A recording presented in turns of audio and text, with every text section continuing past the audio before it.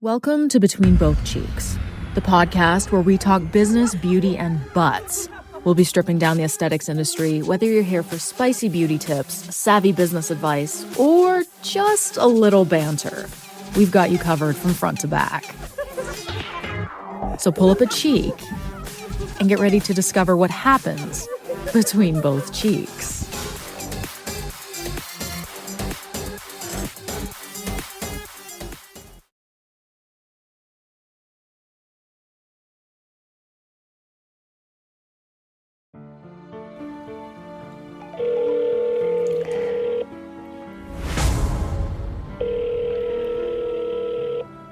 For the last 2.5 years, all he's tried to do is get rid of my business, just bring it down, and bankrupt us in legal fees. I've never met this person before.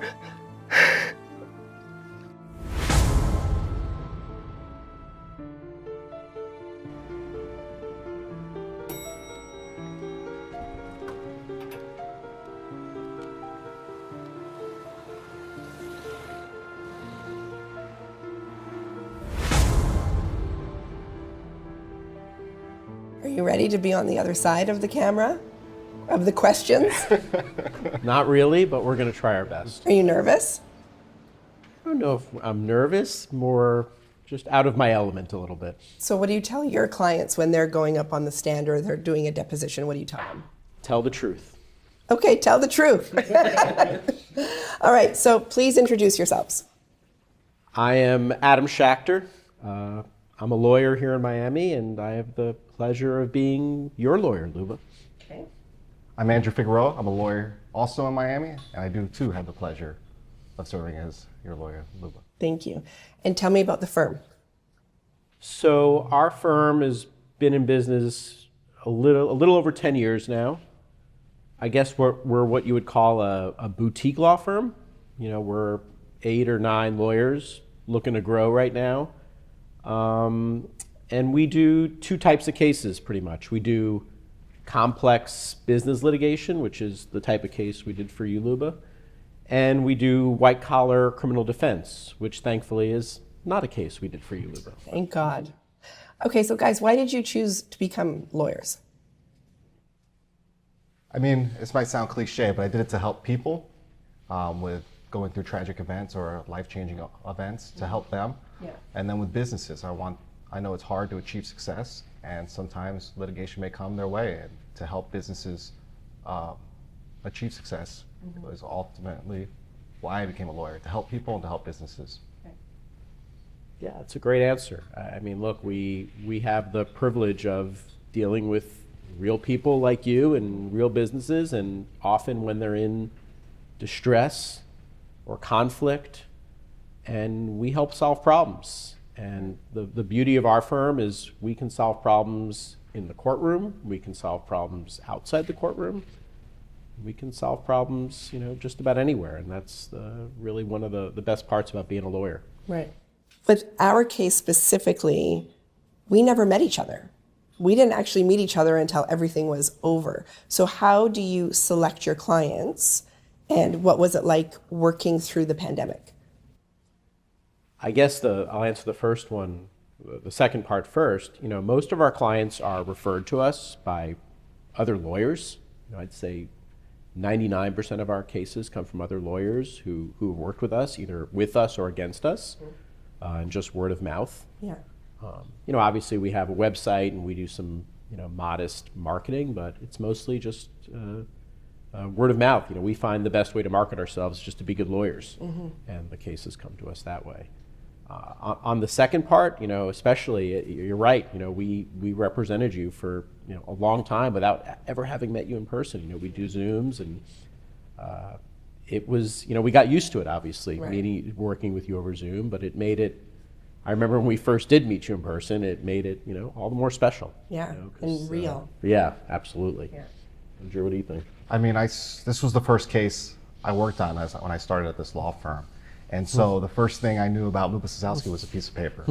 And I tried to get beyond that this is not who Luba Sasowski represents, or how Luba Sasowski should be represented on paper that was in front of me. And when I got to the chance to meet you, I was compassionate about the case, and it made me want to achieve a great result even more. And it was a pleasure to work with you remotely, and it was a pleasure to meet you in person on both occasions. Well, thank you. If I had to represent Luba in 3 words, I would say energetic, kind, and enthusiastic. It's a tribute to you, Luba. You know, our firm, we love all our clients, but, you know, some of our clients are, you know, big companies or, you know, nameless businesses, and, you know, representing you was you were always a real person to us, and it was, you know, Drew and I would talk about that. We're always careful about who we take. We're a small firm, and, you know, one of the sayings we use in the firm is, or we've heard from others, is, you know, your success is not always determined by the cases you do take, but by the cases you don't take. So we've tried to live that, and so, you know, when we have new clients come in the door, or especially people we've never met, especially when they're from other countries, you know, we try and do a good amount of diligence. We try and underwrite it and make sure it's the right case for us, because again, we don't take on a lot of cases. So sure, we were nervous, and you know, needless to say, you were the subject matter of your case was something I'd never come across before. Ooh, okay. So let's get into that. Let's dive into that. When did you actually know? Because I never used the words anal bleach with you guys ever. Like when we had our first call, it was, I have a skincare company and I'm being sued and I need representation. I never said anal bleach. So when did you know it was about anal bleach?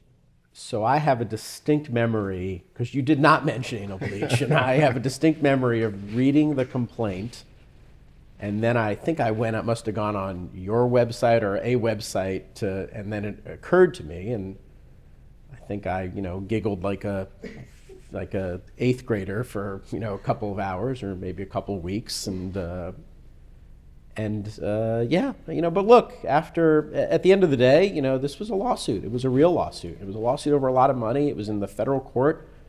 So, you know, once we agreed to represent you, you know, yeah, we'd giggle every time it came up, and it made for good cocktail party chatter. But it was a real case, and it was especially real to you. And that's what motivated us. Yeah.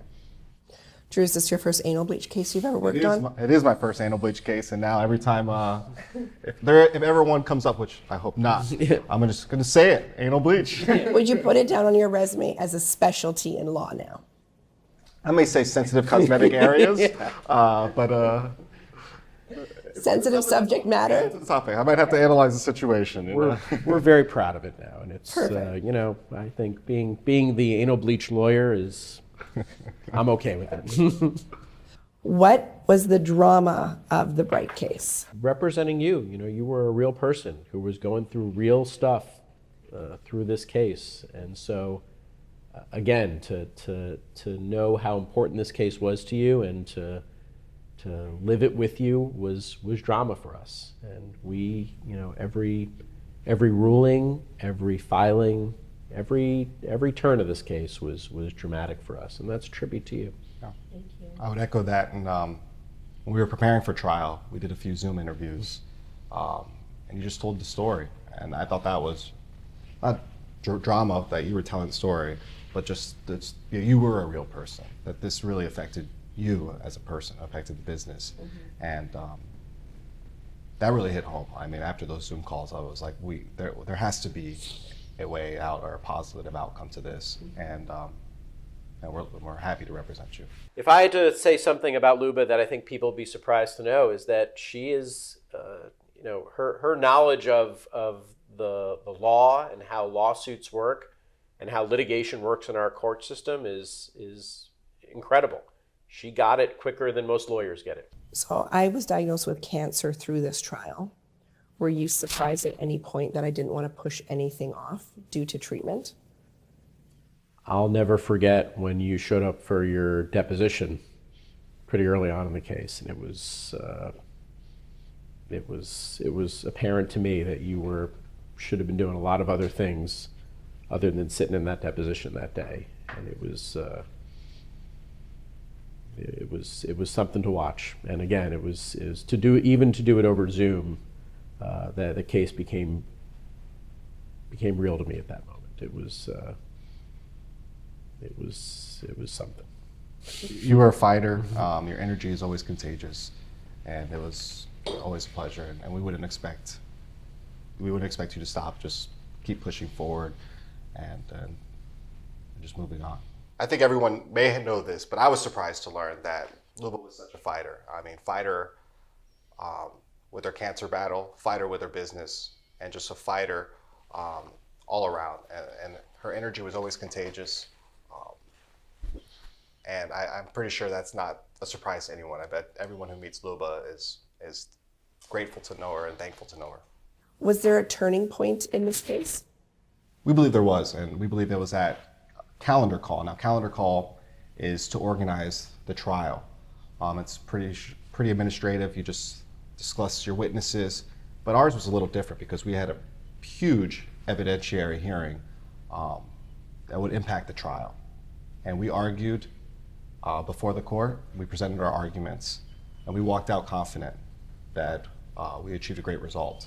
And luckily, the judge sided with us on this evidentiary matters that led to a turning point with the trial. In fact, the court actually postponed the trial for us to negotiate with the opposing side and conduct another mediation. All this was due to that evidentiary ruling, and that impacted the case moving forward. We treat litigation like a chess match. We think one of our strengths is that we have the ability in this office to sit down and game things out and strategize and think through what are going to be the consequences of each filing, each argument. And yours is a case where that strategizing really paid off. So. Well, I have to say that you guys were really nice. Like really nice. I will never forget being on the phone with you guys. With this case, it was like, I think it was maybe a year in or something. And Adam, I can't remember what you were saying to me specifically, but you're like, this is what we need to do and this is how we should do it. And everything was always done with kindness and respect to the other party as well. And I remember saying, I'm bored, this is boring, when do we get to be assholes? Do you remember that? I do. And look, again, Luba, one of the benefits is, for lawyers like Drew and I, is, we've been the lawyers for the judge before. Mm-hmm. And remember, every single case, there are people pissed off, there are people who think they've been wronged, people who want to be assholes. And, we want to be too sometimes, and we want to, take the emotional stand. But sometimes it goes, the strategy is to sometimes hold back a little or put the focus on the argument, not the emotion. And that was so pivotal because your last piece of advice when we were on that final Zoom call, I did not want to take. I did not want to take it. And I was just so tired and done and wanted everything to be finished. But I took a deep breath. I was like, you know what? I'm paying these guys a lot of money. They know what they're doing. I'm just going to go with it. And if I wouldn't have taken that advice, things would have went very differently. Possibly went really, really differently.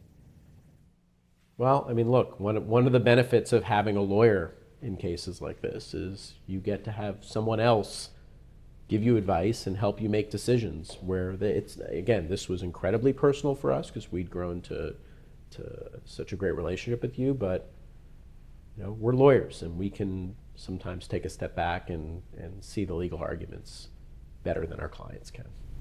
So moral of the story is, listen to your lawyers, you pay them for a reason. Sometimes it's not the best just to be mad at an asshole, like I wanted to be that day. The best advice I would give to someone is don't sue Luba. And I agree, she has great lawyers. Yeah. So like you mentioned, Adam, obviously it was a very serious case. It went into federal court. Let's talk a little bit about if someone receives, with small businesses, right? Because that's who our main audience is that are watching these episodes that we're doing. What if someone was to receive a cease and desist? What is a cease and desist and what do they do? Sure. So a cease and desist is normally just a letter that lawyers will send out to another company that they're asking them not to do something and perhaps threatening a lawsuit. And, like with everything, you need lawyers to deal with that. And so, my recommendation to you and to everyone else is if you get one, you should hire a lawyer Now, that doesn't mean your lawyer should immediately start going to court or charging the client a bunch of fees, because sometimes the best answer is to do nothing. I just had a potential client the other day who's facing a situation and wanted to hire a lawyer. My advice to that client was, you should do nothing right now, because to pay a lawyer money isn't going to help you get to where you need to be with this dispute. So, look, every case is different, but lawyers can be a valuable asset in situations like that. Drew, if you... I agree. I mean, something that goes unnoticed to small business owners is that when a lawsuit comes, that oftentimes in American legal society, that you have to pay your attorneys. Right. That it's not the other party. Right. Or I just learned that in Canada there is no contingency fee aspect, and when you're paying your attorney's fees, you need to have a swift resolution, and sometimes maybe that might be responding to a cease and desist, or might not be responding to a cease and desist. It all depends on a case-by-case basis. So I echo what Adam said about the situation. And what is a cease and desist? A cease and desist is,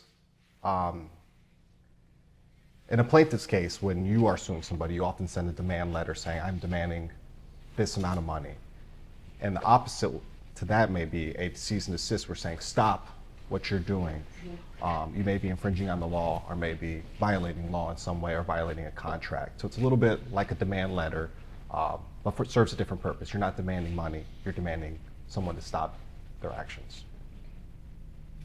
Someone came to my booth the other day, and she was quite upset that there are some issues with employees, and she was going to start a lawsuit.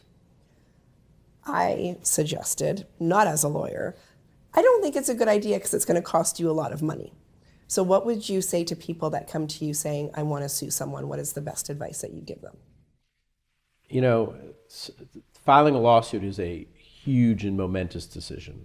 And, I've had a lot of clients over the years who are angry in the moment, and sometimes they want to sue just on principle. And I've many times, and I think it's the right decision, you should not sue on principle, and you should not sue someone lightly, because lawsuits in this country can take a year, 2 years, 5 years. And so I think the most important thing to do, whether it's a small dispute over money or a huge dispute over the existence of your business, is try and figure out pretty early what an acceptable end goal is for you, and then figure out the most efficient way to get to that goal. Because sometimes a lawsuit isn't the answer. Sometimes it's unavoidable, and sometimes it's the right answer, but oftentimes it isn't. So do you feel that usually lawsuits are mostly emotionally driven, thinking they're going to get a quick result? A lot of them are.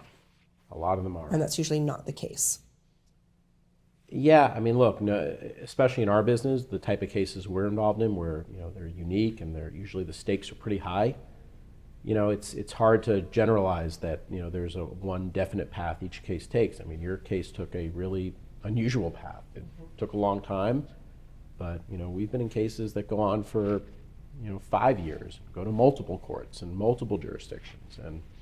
And the other thing about lawsuits that people don't realize is a client can hire a lawyer and come up with the best strategy in the world and make all the right decisions, but there is another side in that lawsuit. They're going to have their lawyer. Then there's the judge. So there's a lot of other factors and influences that can have a big impact on what your life is going to be when you're living with that lawsuit for the next year. Wow. Now there's some binders on the table. What are these binders? This is part of your case, Luba. Part of my case? A very, very small part of your case. I mean, your case, if we printed it all out, every document would probably be 10 times what you're seeing here. It's a lot of paperwork. It is, and when we were preparing for trial, on the eve of trial, we had, I would say, double, triple this. I mean, the amount of documents that we reviewed to help achieve your result this is only a small sample. And this is what a lawsuit brings, is paperwork, a lot of moving parts, and often leads to an expensive path. Can you talk about the judge that was assigned to my case? Who was it? And so the judge assigned to your case was a federal judge here in Florida named Eileen Cannon. who's a recently appointed judge. Notably, during the pendency of your case, a well-known case down here in Florida involving Donald Trump was also before her. So it was interesting for us to be, litigating your case before Judge Cannon at the same time that she was in the national news almost every day, dealing with issues relating to the form. So she had Trump's case and anal bleach on her docket. Yes, she did. Wow. Maybe a first. Wow. Okay. I wonder which one was more important. I'll leave that up to her. What happens if you're being sued and you cannot afford your legal fees? Well, it depends on your relationship with your lawyer. Part of hiring a lawyer is figuring out the fee arrangement. And that can be a touchy subject because as you did in your case, which is what every client or most smart clients say is, what's this going to cost me? What's the budget? And it's a tough question to answer. We're an expensive law firm. We charge per hour and we charge a lot of money per hour. And unfortunately, what I have to tell clients a lot of times is, I don't know how much this is going to cost you, because like I said earlier, the course that your case takes will oftentimes depend on factors that are completely out of our control. Right. It will depend on the judge. It will depend on your opponent. It will depend on your opponent's lawyer. And so lawsuits can be incredibly expensive. Have they bankrupted businesses? Of course. Is that sometimes the goal of someone looking to pursue a lawsuit, to wipe someone out? Well, it would be a stupid goal. Right. If you're a plaintiff in a lawsuit and you're suing over money, you want to be able to collect money at the end of the day. So, to drive your opponent into bankruptcy is not going to achieve that end. But, I can't speak for the motivations of what brings a lot of people to file suits, but, it is a sad reality of how cases play out here. And then if someone sues a party and they're successful, how easy is it to recover funds? It truly depends on what the basis for the lawsuit is. If there's a negligence case where the traditional slip and fall case, the plaintiff, in the case of person suing, often recovers an amount at the end, and then the lawyer would get that amount. But the defense on that side will have to pay hourly because there's really no basis for the attorney's fees. But if you have a contract that has, it's what's called in lawyer terms, a fee shifting provision, which says if I win, I pay, you pay my fees, or if you win, I pay your fees, and that's a way to recoup some of your attorney's fees in a lawsuit. And also, if you sue under a statute, whether it's a Florida statute or a federal statute, you can also have an attorney fee provision to the prevailing party, which is who won that lawsuit. Now that may be difficult because you may win on a couple of claims, 4 or 6 or 5 of 6, and then it depends on whether or not you can recoup for all of defending the lawsuit. And that often results after trial. So you're paying for the entirety of the pendency of the lawsuit for maybe that one chance to win at trial and try to recover your fees. So it's a tough decision on both sides. It's whether or not to settle so I can achieve that, or whether or not I offer to settle to limit my exposure or my attorney's fees at the end. Okay, how long have you guys been practicing law? So I graduated law school in the year 2000. Okay. So it's easy to keep track of. I've been a lawyer for 22 years. Andrew? And I've been a lawyer for 5 years. I graduated in law school 2017. I worked for the judiciary for about 4 years, and this is my first law firm position as an attorney. So it's been overall a great experience for this past 5 years. Yeah, one thing about our firm, Luba, you may know this, you may not know this, but when we started this firm, we made it a policy that we only hire lawyers who have worked for federal judges. As a position called a law clerk, which is you're basically the judge's personal lawyer. So I was a law clerk for a federal judge.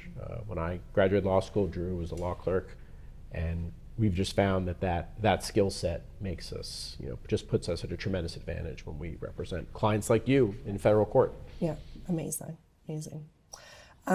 What is something about being a lawyer that you think most people would be surprised to learn? I think that most people will be surprised to learn how little time we spend in court, especially in the cases we handle, which are, high stakes cases, complex cases.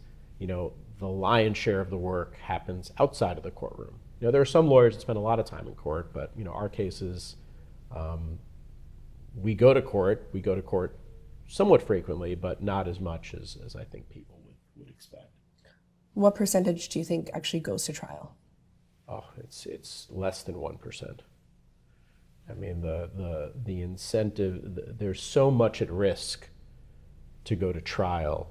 Again, especially in the cases we handle, where there's millions and millions of dollars at stake. And, and again, our cases are complicated, and many jurors, who are hearing about these complicated cases for the first time, it's just a risk that most litigants aren't willing to take. Now, in your case, we were ready. We were ready to go to trial. Unfortunately, we got some legal rulings that allowed the case to not have to go to trial. But it's a rare thing to go to trial in this day and age. Were you surprised that my case was going to make it to trial? I was surprised. I thought you had good defenses, and we were ready to win on those defenses before trial, but we were also ready to prove those defenses at trial. I mean, the percentage is low, and we were hoping that for cost concerns and for you as a client that the case did not go to trial, because that's something that is uncontrollable. You're in the hands of a jury. Although we can control the narrative and we can control the story, we can't control the outcome. And that was a little nerve-wracking as an attorney, because we thought you had great defenses. Are you happy with the outcome? Oh my God, we're thrilled on so many levels, Luba. First, we're thrilled for you that to get the result we got just could not have been better for you, and for us as lawyers. This was a result that came about as a direct result of the legal work that Drew and I did, mostly Drew, and it was just so gratifying on those multiple levels. Justice was served. Favorite part of the case, without question, was the celebration in Vegas with Luba after the case was over. That was a long time coming, and that was a night I'll never forget. Getting to meet Luba in person after 2+ years of litigation, and just celebrate a good victory. Excellent. Okay, what makes working with a client enjoyable? We love working with our clients because, again, our cases are, with rare exception, they're incredibly interesting, and one of the great joys of the practice we have here is we get to, we're plunged into, interesting and unique business disputes and situations. Again, a week before I met you, would I have ever thought in a million years I'd be involved in an anal bleach trade secret dispute spanning Canada to Las Vegas to Miami?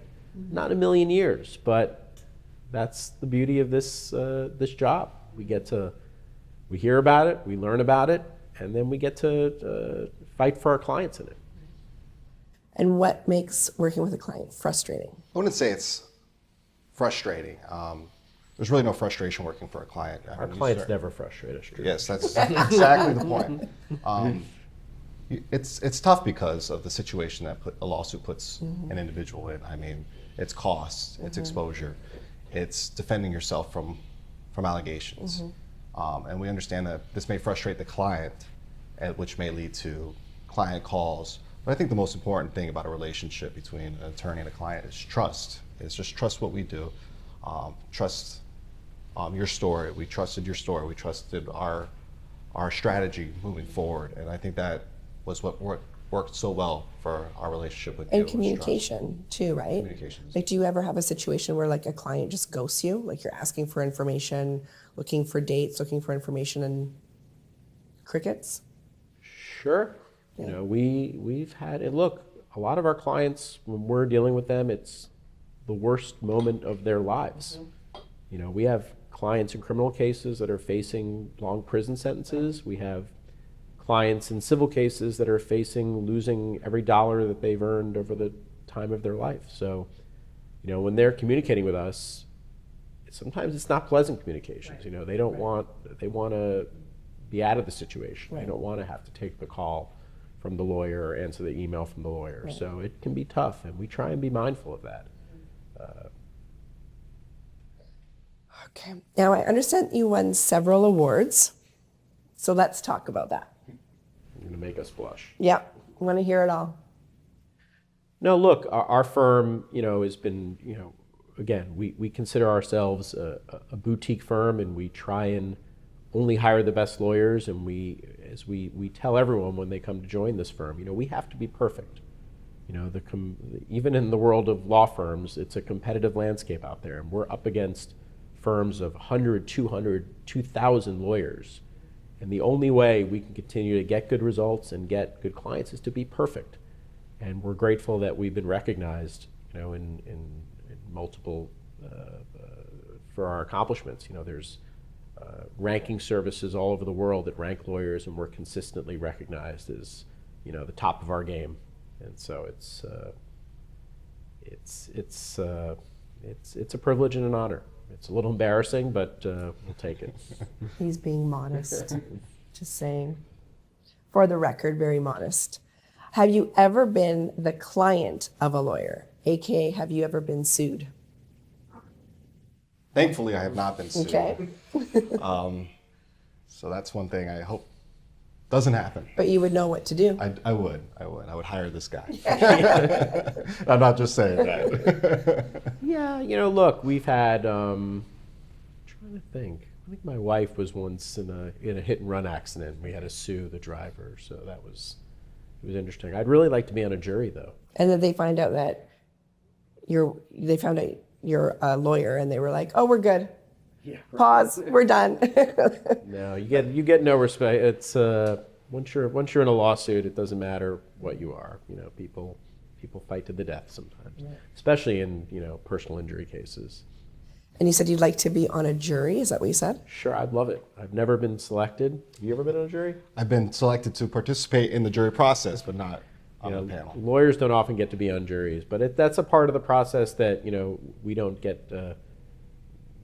We don't get to be on that side of it. We're the lawyer side talking to the jurors, right. But to be part of that deliberation process would be great. I'd love to get a look at it, but hasn't happened yet. Who scored higher on the bar? Drew is like the bar exam master. He grades bar exams.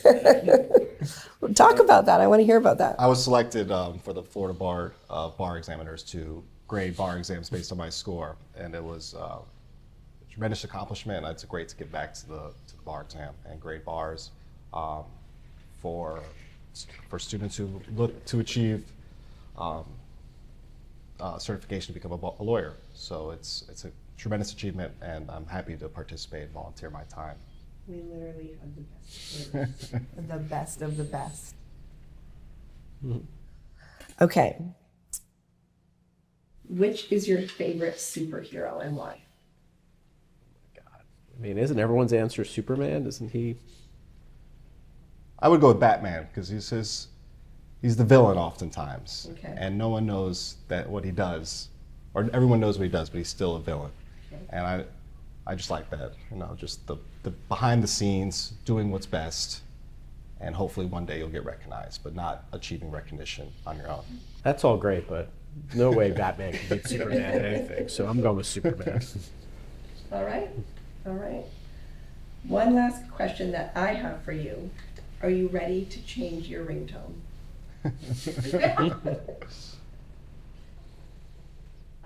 Drew? Do we do it right here, or it's not right here, right? All right. You're the best client in the world. Questions like that are why you're the best client in the world. And the answer is no. I learned about Bryght as a company that it has a lot of different products, not just simply anal bleaching, which I was surprised to learn. I do have products now. I guess I am a customer. I wanted to do this interview with my lawyers, not only to share my story, but to open up the eyes of all small business owners on how vulnerable you are to a lawsuit. Some business owners that I consult that are solopreneurs don't even have insurance because they don't think that they need it or they didn't know that they had to get it. It can be as simple as someone slipping and falling in your business to something on a larger scale like I dealt with. We are all exposed to this, and we need to educate ourselves on how to protect ourselves, or what do we do if this happens, or what does a cease and desist actually mean, and what are the next steps. I hope you took value out of this video to help you make a better decision in whatever you choose to do. If you're thinking about pursuing a lawsuit, remember that it's going to be just as expensive and just as long as if you were being sued. And just remember, dance like no one is watching, but text and email like it'll be read in court one day.